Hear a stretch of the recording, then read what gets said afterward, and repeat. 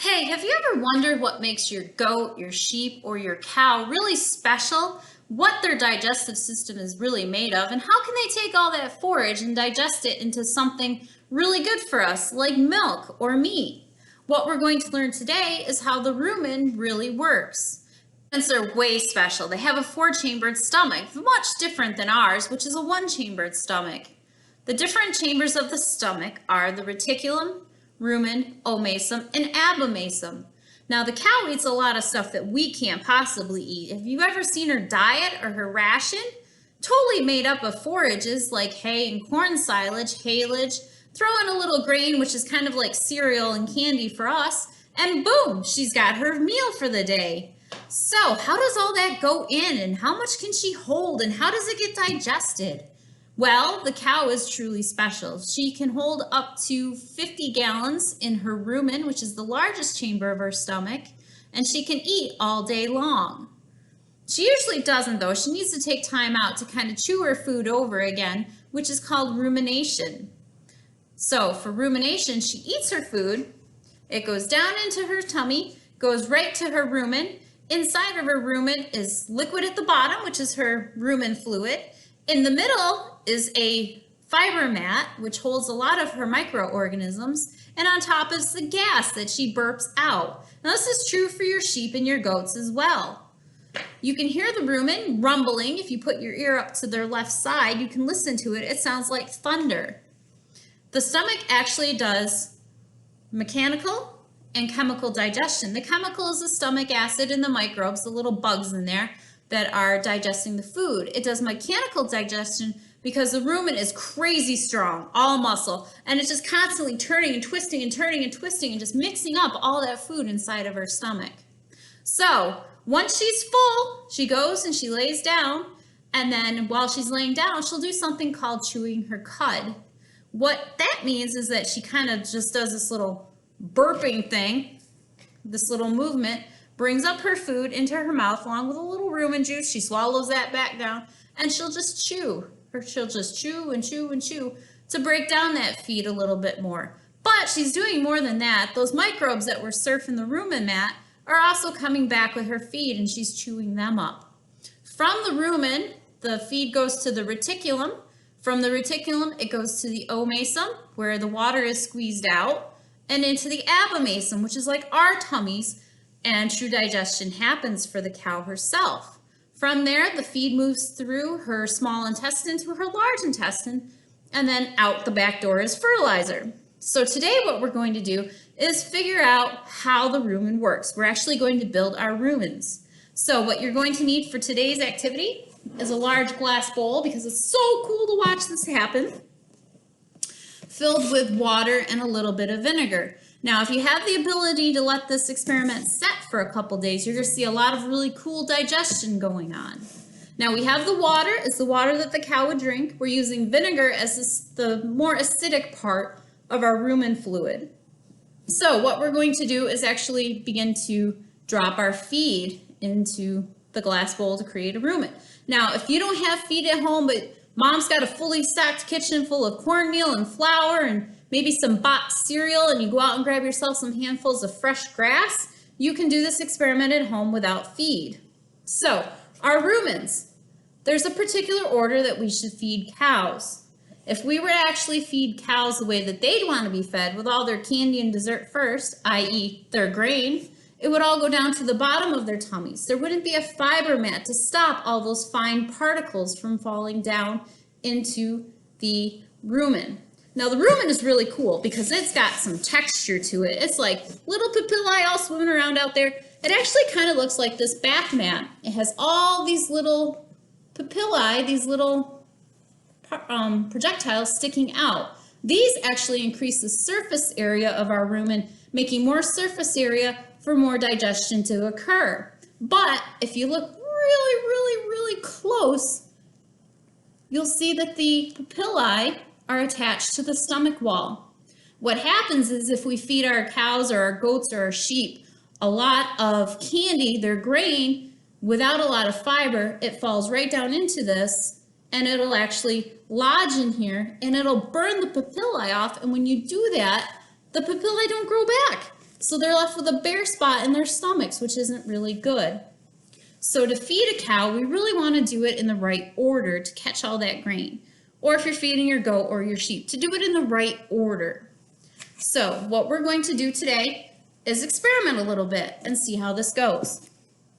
We're actually going to start with our candy, our grain. This is fine ground corn. And I'm just going to take a handful or a fingerful and sprinkle it. It's very light. A lot of it's floating on top of my bowl. Put a little bit more in. And you can actually watch it as it's sinking down to the bottom. Now, if my bowl had papillae, you would see all this grain just falling straight down to the bottom, getting lodged in there and not able to get out necessarily, and could actually burn the papillae off the cow's stomach. So if we were to do something else, like maybe a little bit of corn, whole corn, this is whole dry corn, drop this in. Ooh, getting water all over. You're actually watching the corn drop all the way down.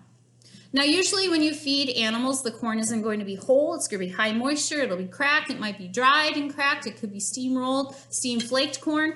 That helps to break the surface of the corn kernel and make it more digestible for our animals. But as you see, most of it, except for one corn kernel, has actually dropped down to the bottom. This is lodged in the bottom. There was nothing to catch it. Now, if I was to do this at home, because I didn't have animal feed, but I had some cereal, I could try a handful of cereal. If you're doing this along at home, if you're to start out with your flour or your cornmeal, you could even try some brown sugar, because we do add some sugar to cow and animal rations. Makes it a little bit more palatable, which means it tastes good and they'll eat it. As you can see, my cereal is kind of floating at the top. It's taking on some moisture. This isn't bad. This isn't falling through. This might actually stay in our rumen mat and not get down to the bottom or to the papillae at the bottom of the stomach. But we'll give this a minute to set.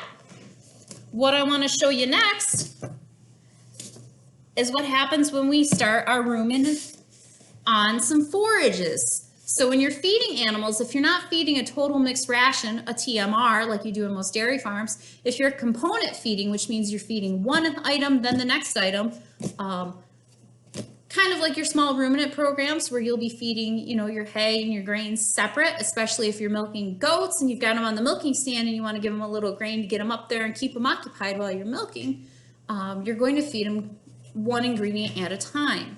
So the proper way to start your rumen, if you're not feeding a TMR, is to feed some forages. I would recommend some hay or haylage, baleage, whatever you've got, and just start dropping it in.